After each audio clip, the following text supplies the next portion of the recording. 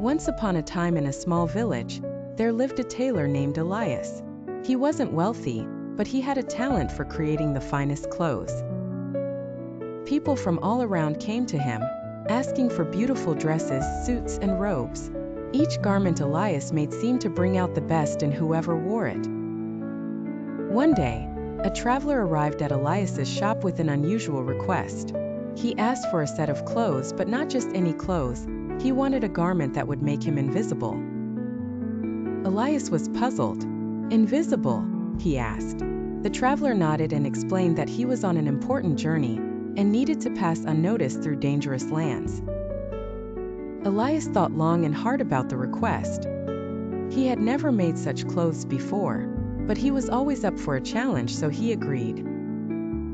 For days and nights, Elias worked tirelessly, choosing the softest fabrics, weaving threads of silver and gold into the cloth, and stitching it together with the utmost care.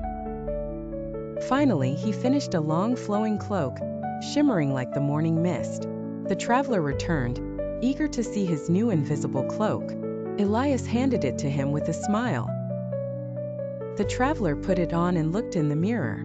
He could still see himself standing there in the reflection. "But I'm not invisible," the traveler exclaimed in disappointment. Elias chuckled softly. "The cloak doesn't make you invisible to others," he said. "It makes you invisible to fear." The traveler paused, thinking deeply about what Elias had said. He left the shop wearing the cloak, and as he continued his journey, he noticed something remarkable. Though he was not physically invisible, the dangers he faced no longer filled him with dread. He walked through dark forests, crossed wild rivers, and passed hostile lands without fear or hesitation. The cloak, it seemed, gave him the courage to face anything.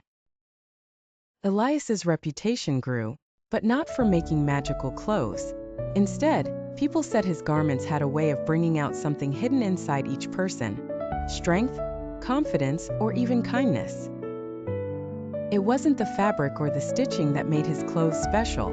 It was the belief they inspired in the wearer. And so Elias continued to sew, knowing that sometimes the most powerful thing a person could wear was simply their own courage.